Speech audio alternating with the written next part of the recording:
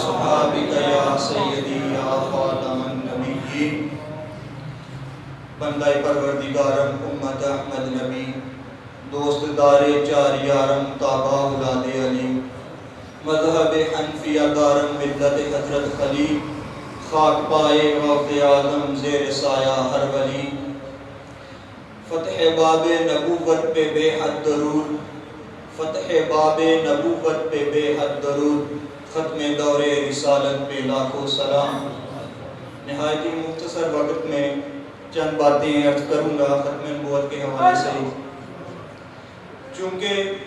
جس طرح ٹائم گزر رہا ہے امت مسلمہ میں کمپرومائزنگ جو فیکٹر ہے وہ کافی زیادہ ابھر کے سامنے آ رہا ہے۔ یہ ختم نبوت کا جو مسئلہ ہے یہ ہمیشہ سے مسلمانوں میں قطعی اور اجماعی رہا ہے۔ 1400 سال یا 1450 سال کہہ لیں کہ مختلف فرقے پیدا ہوتے رہے، مختلف فتنے بھی پیدا ہوتے رہے، معتزلہ بھی پیدا ہوئے اور دوسرے بھی کافی سارے فتنے پیدا ہوئے، لیکن ختم نبوت پر کسی نے آج تک کمپرومائز نہیں کیا۔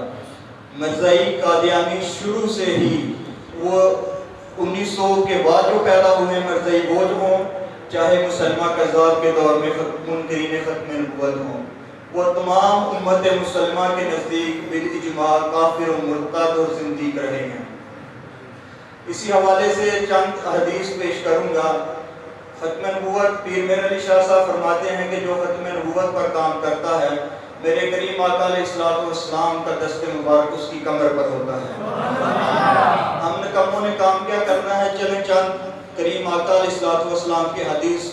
سنتے ہیں، سناتے ہیں، ہو سکتا ہے کہ انہی کی برکت سے کریم آقا علیہ السلام کی نگاہ عنایت حاصل ہو جائے اور ہم نکموں کو بھی ختم نبوت پر کام کرنے کا شرف حاصل ہو جائے۔ میرے کریم آقا علیہ السلام نے ارشاد فرمایا، میری اور میرے سے پہلے گزرے ہوئے انبیاء کی مثال ایسے ہے جیسے کسی نے خوبصورت ترین محل بنایا ہو، اور اتنا خوبصورت محل بنایا ہو کہ لوگ اس کو دیکھیں اور حیرت میں مبتلا ہو اور پوچھیں کہ یہ محل اتنا خوبصورت کس نے بنایا ہے، اور جب وہ اس کی خوبصورتی کو دیکھیں تو کہیں کہ اس کی آخری اینٹ کی جگہ خالی ہے۔ میرے کریم آقا علیہ السلام نے ارشاد فرمایا وہ آخری اینٹ میں ہوں، یعنی کہ میں خاتم النبیین ہوں۔ پھر میرے کریم آقا علیہ السلام نے ارشاد فرمایا کہ میری امت میں 30 کذاب پیدا ہوں گے، ان میں سے ہر ایک دعویٰ کرے گا کہ میں نبی ہوں، لیکن آپ لوگوں نے یہ بات ذہن میں رکھنی ہے کہ 30 کذاب پیدا ہوں گے، ہر ایک نبوت کا دعویٰ کرے گا، لیکن وہ 30 کے 30 کذاب ہوں گے۔ خاتم النبیین میں ہوں، میرے بعد کوئی نبی نہیں آئے گا، انا خاتم النبیین لا نبی بعدی۔ یہ جو کریم آقا علیہ السلام نے ارشاد فرمایا، اس کے بعد مسلمہ کذاب پیدا ہوا۔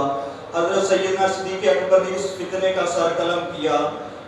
36,000 ختم نبوت کے منکرین جو تھے ان کو ذبح کر دیا، قتل کر ڈالا، اور اس جنگ یمامہ میں 700 قاری اور حفاظ صحابہ کرام بھی شہید ہوئے۔ بدری صحابہ کو حکم تھا کہ آپ نے اب کسی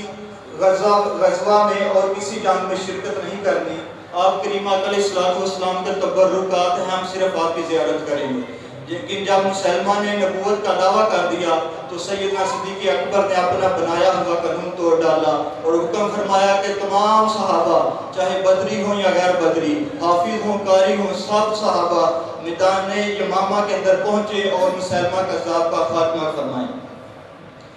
تو یہ آج کا جو مسئلہ ہے وہ بے ایمان مسئلہ، وہ اس بات کو امت کے اندر ڈالنا چاہتا ہے مختلف فتنہ انگیزیاں کر کے کہ وہ بھی ہمارے شہری ہیں، وہ ان کے ساتھ کمپرومائز کرنا چاہیے، لیکن سیدنا صدیق اکبر نے یہ اپنا یہ عمل کر کے یہ بات ظاہر فرما دی کہ جو نبوت کا منکر ہوگا، جو ختم نبوت کا منکر ہوگا، اس کی سزا صرف اور صرف موت ہے۔ پھر کریم آقا علیہ السلام نے ارشاد فرمایا کہ میں آخری نبی ہوں، اگر میرے بعد کوئی نبی ممکن ہوتا تو عمر بن خطاب ہوتے۔